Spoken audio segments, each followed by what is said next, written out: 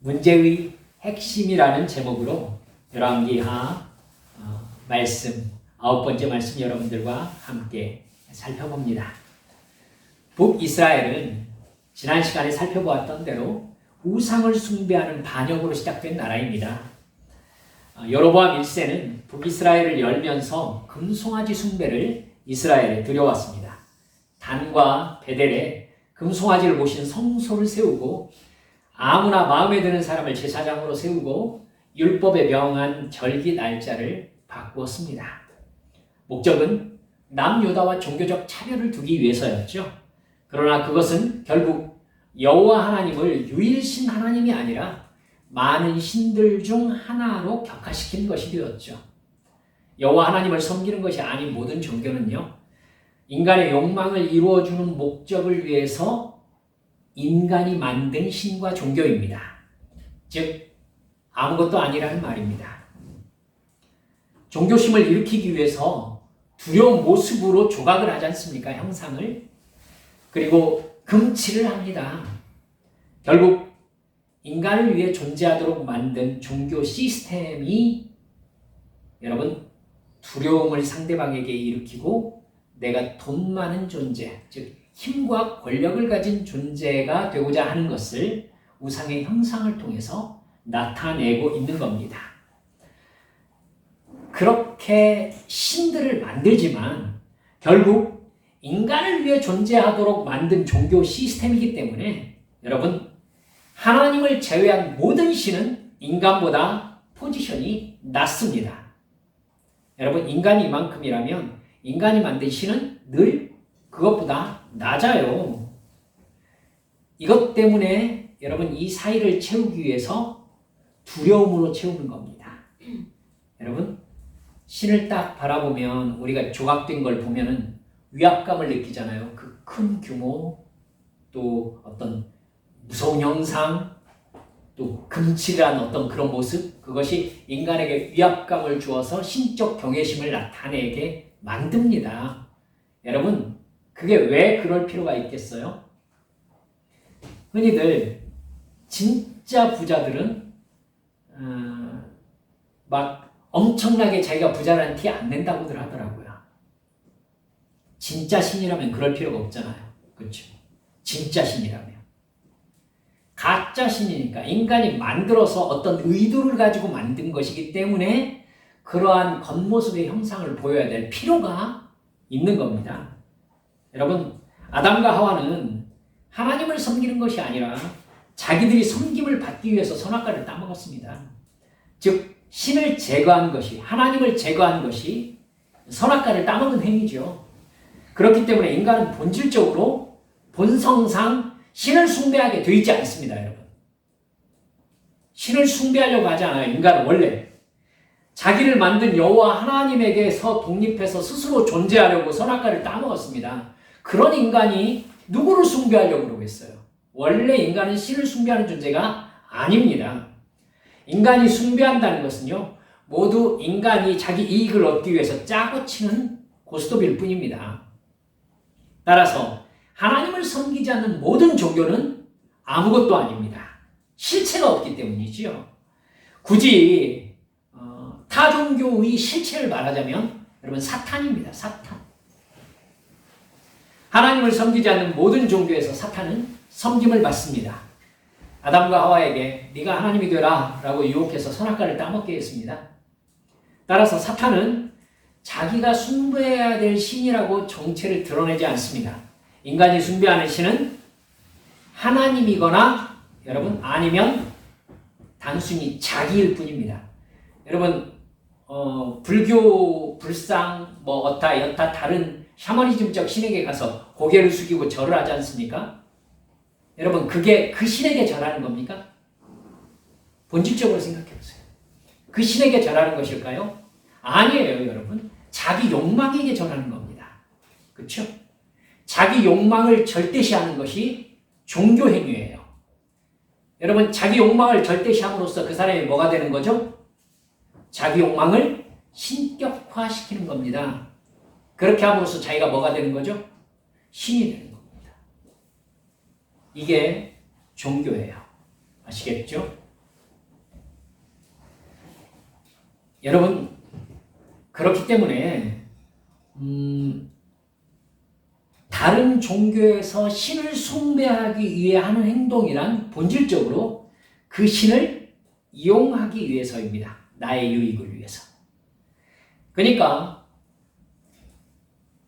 이런 말을 좀 죄송합니다. 정말 싹 벗겨놓고 생각을 해보면 인간이 다른 사람들에게 신처럼 숭배받기 위해서 하는 행동이 되는 거예요. 그 신에게 절함으로 말미암아 내가 뭘 얻기 위해서죠? 돈과 권력, 힘을 얻기 위해서잖아요. 왜? 그걸 얻음으로 말미암아 다른 사람에게 신처럼 섬김을 받기 위해서입니다. 심지어 그렇게 돈과 권력을 가져서 신마저도 자기가 컨트롤하려는 욕망이잖아요. 그렇죠? 그 신이 내 말을 들어서 나에게 돈과 권력을 준 거잖아요. 그러면 내가 그 신을 컨트롤하는 것이 되죠. 즉 자기가 신이 되는 것입니다. 이게 인간의 최종 목적입니다. 그 죄의 본성에 따라 행동하는 모든 것이 그렇기 때문에 죄인 겁니다. 즉 죄와 사망의 법에 속한 것이지요. 인간이 죄를 지으며 하나님을 대적하는 것이기 때문에 굳이 여러분 인간은 그냥 사탄이 나에게 경배해라, 나를 예배해야 된다 이렇게 얘기하지 않아도요. 사탄은 인간의 죄성을 그냥 그대로 놔두면은 하나님을 대적하는 존재로 살아가게 돼 있습니다. 여러분, 스스로를 높이기 위해서 신의 능력을 필요로 하는 인간을 신이 도와준다고 믿게 해서 사탄은 인간이 죄의 노예로 살아가게 만드는 것입니다. 돈을 숭배하고 권력을 숭배하면서 자기 욕망을 위해 살아가는 인간 존재 자체가 구원의 소망이 없이 하나님의 원수가 된 모습이고 사탄을 주인으로 모신 것입니다. 그렇기 때문에 자기를 숭배하면 돈과 권력을 주겠다는 신들이 인간의 죄악된 본성상 쉽습니다. 속이 편해요. 내가 이렇게 하면 그 신이 나에게 어떻게 해준다는 게 계산되는 신이 마음이 편해요. 그렇기 때문에 여러분 우상 숭배가 쉬운 겁니다. 편해요. 마음이 편하다니까요. 하나님을 사랑하라고 말씀하시는 여호와 하나님 진짜 어렵습니다. 인간의 죄악된 본성상 신을 사랑해라 정말 어려워요. 하나님을 사랑해라 어려워요. 나를 사랑하신다고요? 여러분, 하나님이 나를 사랑하신다는 말이 여러분 너무 기쁘고 편안합니까? 정말 거듭나서 하나님을 사랑하는 사람이 아니면요, 하나님이 나를 사랑한다는 말 정말 불편한 말입니다. 불편해요. 내가 어떻게 해야 될지 모르겠거든. 그렇죠? 상대방이 나의 의도와 관계없이 나를 사랑한대. 그럼 여러분이 편하던가요? 대시 받아본 여집사님들 얘기해 보십시오. 내가 그렇게 좋아하지 않는데 나를 사랑한다고 막 나를 따라다니는 남자가 생겼다고 해보십시오. 너무 불편하죠. 너무 불편해요. 여러분. 그러니까 거듭나지 않고 변화되지 않은 사람에게 하나님이 나를 사랑한다? 절대 감격스러운 얘기가 될 수가 없습니다. 자기를 속이는 거예요. 인간의 본성상 그럴 수가 없습니다, 여러분. 인간은요, 그저 내가 지배자가 될 수 있게 해주는 돈과 권력이 필요할 뿐입니다. 그것들을 얻기 위한 방법으로서 신이 필요할 뿐이고요. 그러니까 어떤 신이든지 상관없어요. 내 소원을 이루어준다면 내가 해줄 것을 해주고 그 신이 내가 원하는 것을 나에게 해주면 서로 좋은 겁니다, 여러분. 그러니까 여러분 깨달으셔야 되는 게 우상 숭배가 너무너무 편하다는 거예요. 내가 신에게 해주는 거 해주고 신이 나에게 그 대가로 뭔가 해주고 계산이 되잖아요. 계산이 돼요. 여러분, 그런 종교 체제를 필요로 하는 것이 인간의 본성입니다. 이런 타락한 죄성에 의한 종교적 본성 때문에 인간은 우상을 만들고 종교 체제를 만들고 제사 의식을 만듭니다. 그래서 여러분, 북이스라엘은 하나님을 떠나서 국가 체계를 세운 반역의 나라였던 겁니다. 그러나 여러분, 하나님께서 이스라엘을 포기하지 않으십니다. 분명히 관계가 파탄났으면 관계를 끝내야 되는 건데 북이스라엘은 하나님을 그저 필요로 하는 신 정도로 인식하는데 하나님은 그런 북이스라엘 10지파를 사랑하시는 거예요. 말씀드렸죠? 북이스라엘은 하나님과 전혀 관계없이 우상을 숭배며 살고 싶어 하는데 하나님은 북이스라엘을 사랑해요. 이러면 정말 불편합니다. 하나님은요, 이런 하나님과의 관계가 아니면은 모두 다 멸망당한다는 것을 알고 계시잖아요. 사람은 그걸 생각하지 않아요. 그래서 하나님은 북이스라엘을 하나님께 돌아오게 하시려고 고난과 외적의 침략과 기근을 보내셔서 고통스럽게 하십니다. 인간은 고통 중에 자기의 본질과 인생의 목적을 생각하기 때문이지요. 하나님께 돌아오는 회개의 촉구였습니다. 그러나 이스라엘은 역사적으로 늘 그랬듯이 돌아오는 신용을 하다가 상황이 조금만 좋아져도 다시 우상 숭배로 돌아가면서 하나님과의 신뢰관계가 급격하게 악화됩니다. 여러분, 배신이 반복되면 상대방의 회개, 돌아옴을 확인하고 싶어 하게 되죠. 맨 처음에는 돌아왔다고 하는 건 돌아온 게 감사해서 좋아서 그냥 넘어가는데 반복돼. 그럼 나중에 돌아와도 불안하죠. 즉 이게 진짜 돌아온 건지 확인하고 싶어지는 겁니다. 그렇게 신앙이 악화되다가 결국 북이스라엘은 신앙 회복도 하지 못한 채 영적 무기력에 급격하게 빠져들고 말았다. 이게 여러분 오늘 우리가 읽은 본문의 배경이에요. 결국 북이스라엘은 하나님을 짝사랑하는 존재로 만들고 말았던 겁니다. 13장 3절 4절을 보면은요, 하나님은 우상을 숭배하면서 여로보암의 죄에서 떠나지 않는 북이스라엘에게 진노하십니다.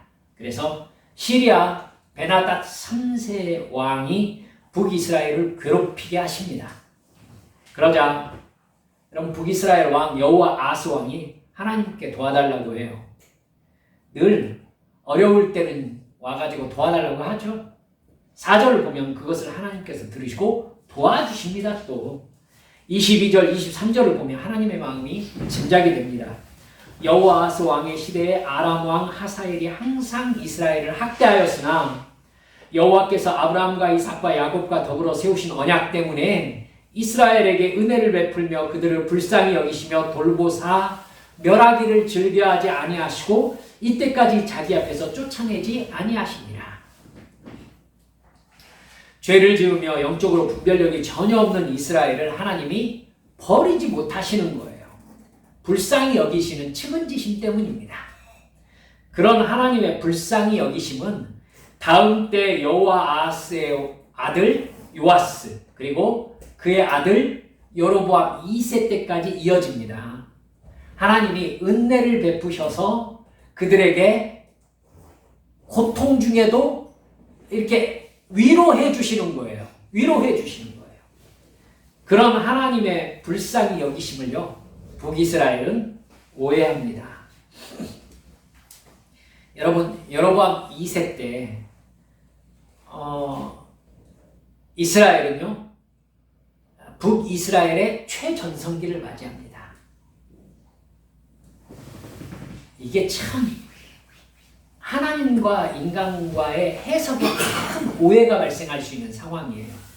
왜 그런지 아시겠죠? 분명히 죄를 짓고 있어요. 하나님을 떠났어요.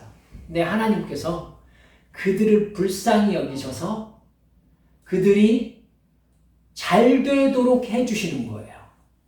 이러면 무슨 상황이 벌어지겠어요? 그 사람들이 우리가 잘하고 있나 보다라고 생각하는 거예요. 하나님은 어떤 의도죠?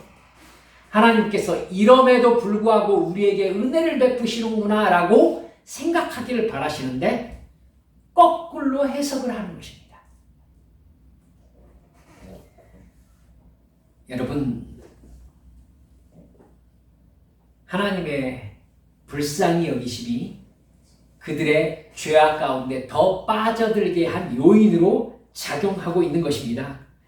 나에게 여러분 꼭 우리도 살아가면서 기억해야 될 게 그 부분이에요.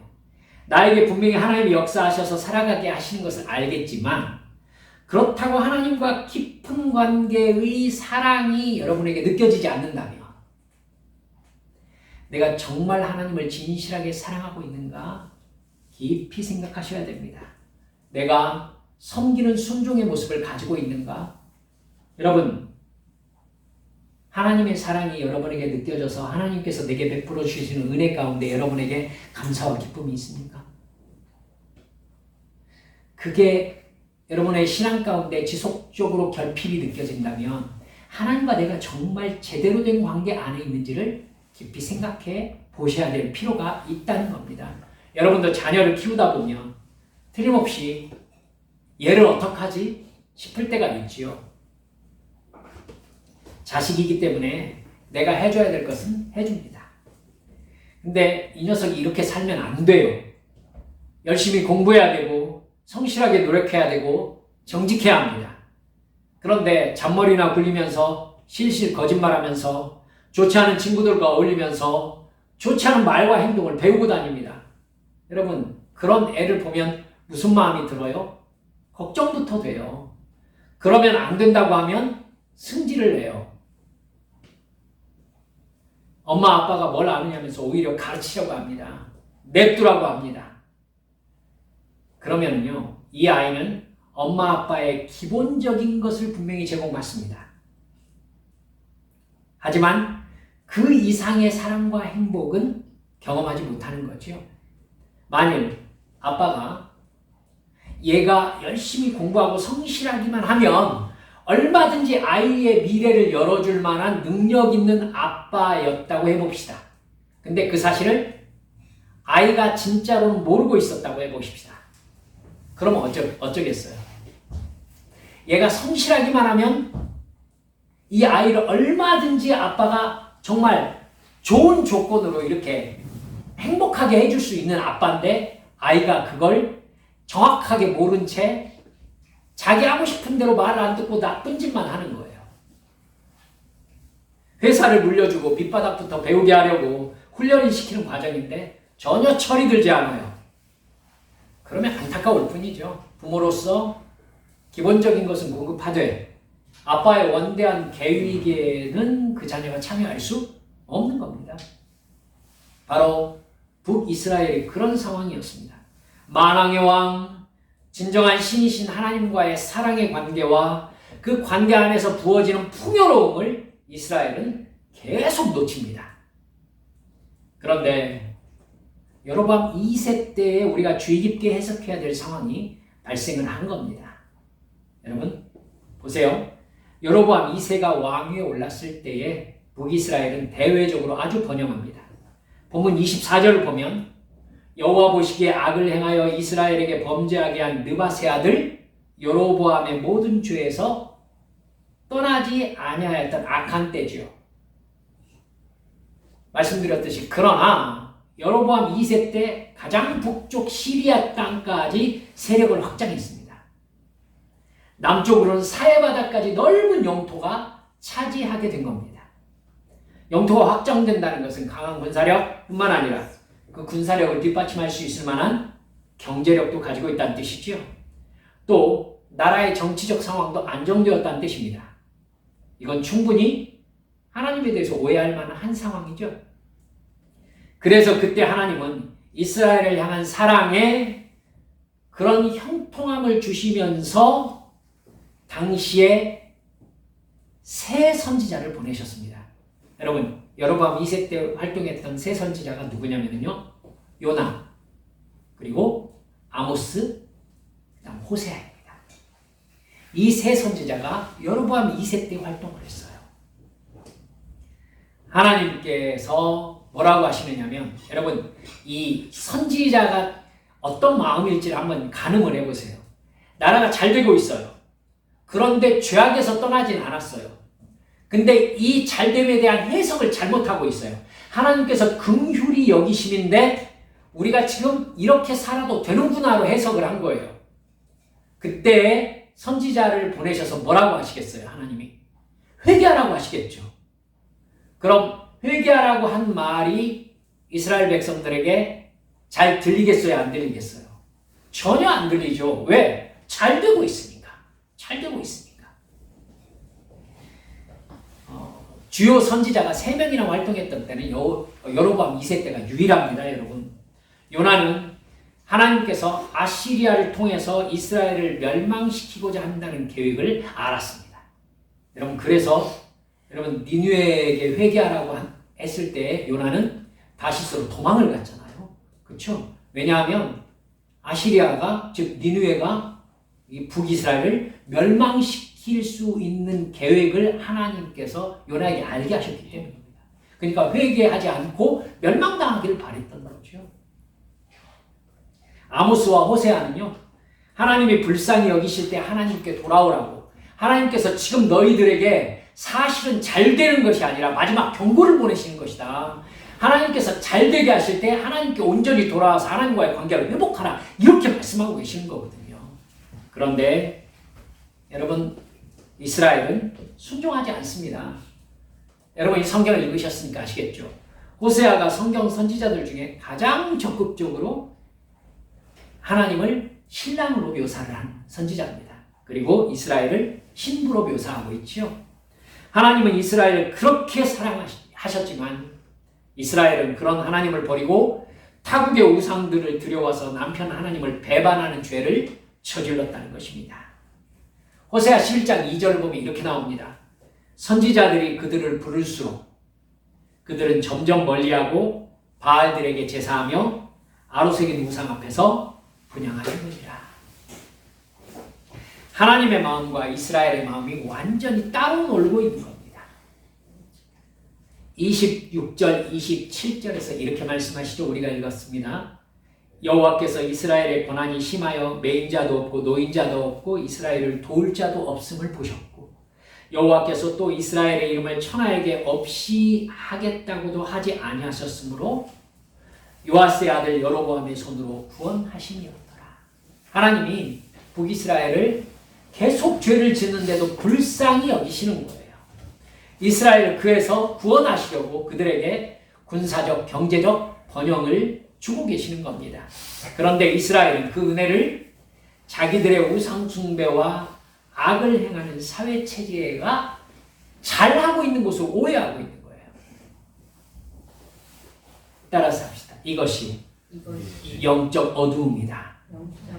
예, 하나님하고 나하고 이 핀트가 안 맞는 거예요. 하나님은 자기 자녀들인 이스라엘에게 하나님이 하실 수 있는 모든 것을 하신 거예요. 기근과 흉년으로 먹을 것이 떨어지게도 해보셨죠? 고난으로 치신 것입니다. 심지어 여러분, 자식들을 삶아먹는 엄청난 일을 경험하게 하셨어요. 시리아를 강하게 하셔서 이스라엘을 수시로 쳐들어와서 약탈하는 상황을 만들어 보시기도 하셨습니다.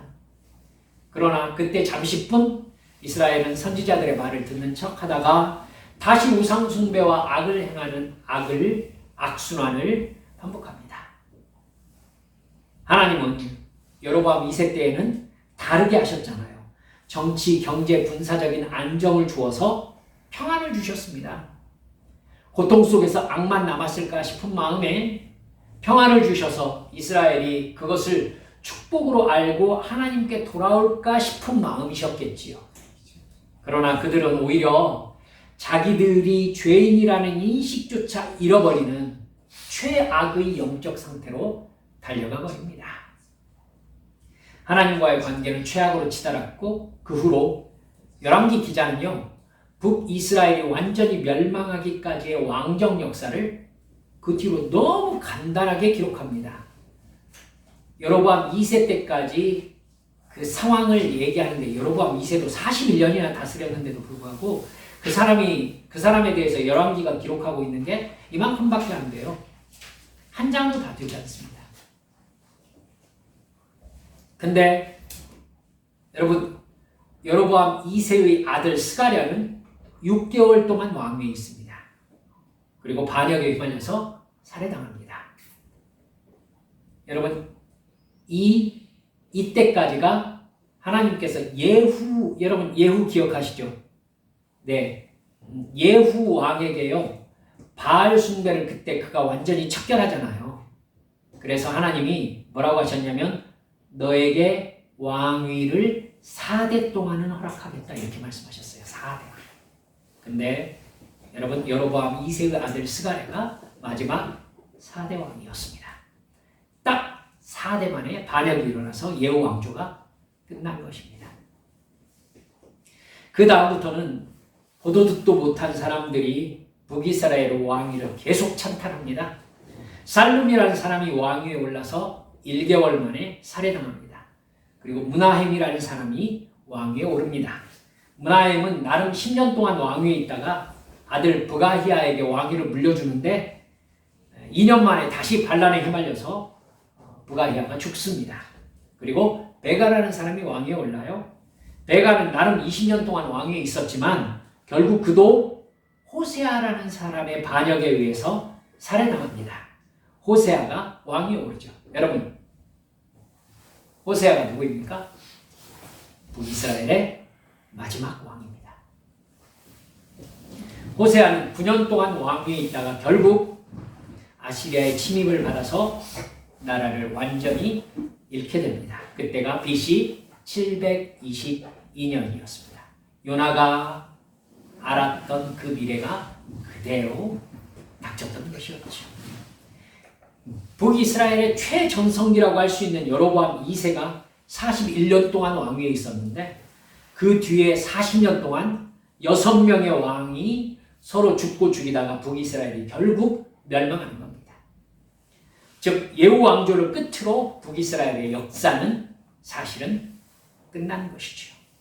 회개하지 못한 북이스라엘이 결국 아시리아를 통해서 하나님의 징벌을 받는 심판이 이루어졌던 것입니다. 사랑하는 여러분들, 예수님은요, 누가복음 13장 34절에서 이렇게 말씀하고 있습니다. 예루살렘아 예루살렘아 선지자들을 죽이고 내게 파송된 자들을 돌로 치는 자여, 암탉이 제 새끼를 날개 아래 모음같이 내가 너희의 자녀를 모으려 한 일이 몇 번이냐? 그러나 너희가 원하지 아니하였도다. 보라, 너희 집이 황폐하여 버림받으리라. 내가 너희에게 이르노니 너희가 주의 이름으로 오시는 일을 찬송하리로다 할 때까지는 나를 보지 못하리라. 예수님이 하신 말씀이죠. 하나님은요, 자녀들을 끝까지 사랑하고 돌보십니다. 그러나 그것을 자녀들이 원하지 않으면 문제가 완전히 다르게 흘러갑니다. 황폐하여 버림을 받으면서 내가 그동안에 얼마나 죄악 속에서 살았는지를 깨닫게 되는 것입니다. 사랑하는 여러분들, 북이스라엘의 마지막 시기를 보면서 우리의 인생을 살펴봤으면 좋겠습니다. 북이스라엘은 고난을 통해서도 부유함을 통해서도 결국 하나님과의 사랑의 관계를 회복하지 못했습니다. 결론은 결국 멸망이었어요. 몰랐다고 할 수 있을까요? 사실은 몰랐다고 할 수 없습니다. 선지자들이 계속해서 이 결과를 말해왔기 때문이죠. 엘리야와 엘리사가 남유다와 북이스라엘 중에 어느 나라의 선지자들입니까? 북이스라엘의 선지자들이죠.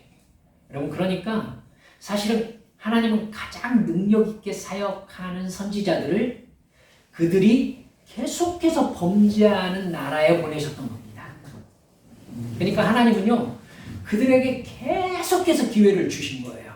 돌아오너라. 그리고 끝에 너희들이 그대로 계속하면 멸망할 것이다. 계속 말씀해 오신 거예요. 근데 그들은 결국 멸망할 것이다 라고 말씀하신 그 결론을 맞이하는 겁니다. 여러분, 이렇기 때문에 우리는 두려워할 줄 알아야 합니다. 기회가 늘 있는 게 아니에요. 늘 있는 게 진짜 아니에요. 하나님께서 어느 라인이 되시면 하나님께서 일을 하십니다. 여러분, 계시록 읽어보셨죠? 하나님께서 이 땅에 우뢰 또 여타의 이게 재앙을 내리시거든요. 근데 그 재앙이 내리실 때에 성도들의 기도가 향로에 가득 차서 하나님께 바쳐지는 장면이 나옵니다. 하나님께서 기도의 양을 채우시는 때가 있어요. 기도의 양을 채우시는 때가. 여러분, 하나님의 응답은 반드시 하나님께서 생각하시는 기도의 양이 채워졌을 때의 응답이 임합니다. 심판은요? 심판도 같아요. 여러분, 아브라함에게 아모리 족속을 너의 후손들이 이 땅으로 돌아와서 그들을 멸망시키게 될 것이다 라는 얘기를 창세기 15장에 아브라함에게 말씀하시거든요. 하나님께서 아브라함에게 뭐라고 하시느냐면은 이는 아모리 족속의 죄악이 아직 가득 차지 않았기 때문이다 라고 말씀하십니다. 그렇죠? 하나님께서 은혜를 베푸시는 것도 기도의 양이 차야 되고요. 하나님께서 심판을 실행하시는 죄의 양이 있어요. 그러니까 그 양이 되면 하나님은 지체하지 않으세요. 지체하지 않으세요. 그러니까 기도하면서 우리는 실망하지 말아야 하고 반드시 하나님께서 복을 주시는 때가 있기 때문입니다. 실망하지 않아야 되고 죄를 지을 때 하나님이 용서하신다고 하나님의 용서를 마음껏 이용하는 만행을 저질러서는 안 됩니다.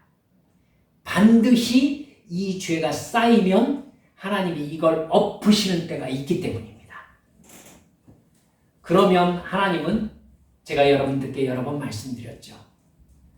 제 이름이 유승일, 승일아 이렇게 부르시다가 어느 날에 이름을 부르지 않고 숫자로 해결하시는 때가 온다고요.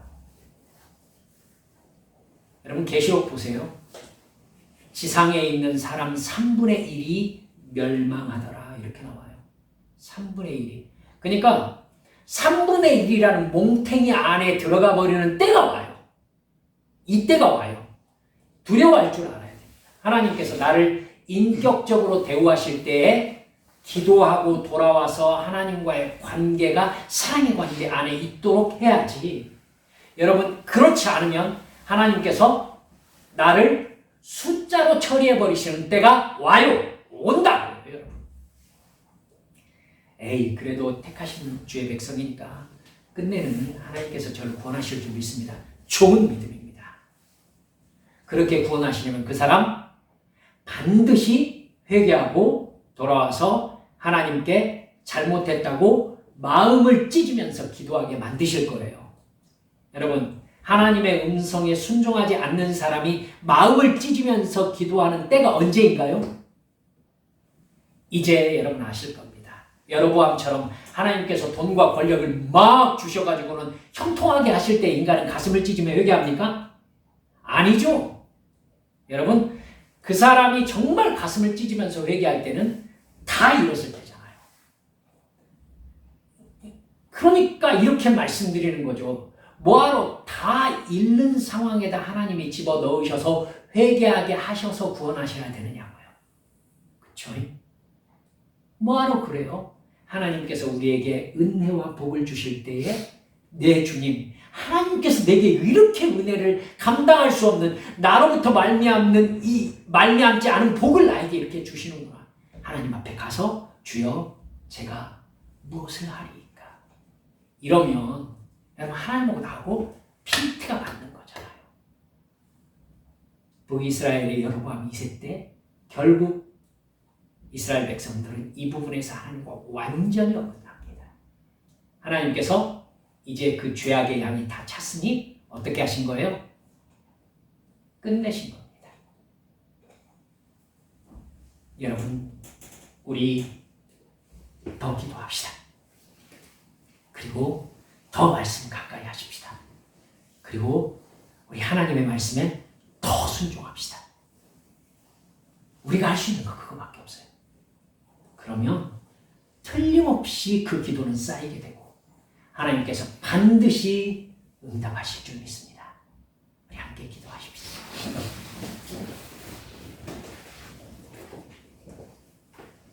사랑하는 여러분들, 하나님은 우리에게 복을 주고 싶어 하십니다.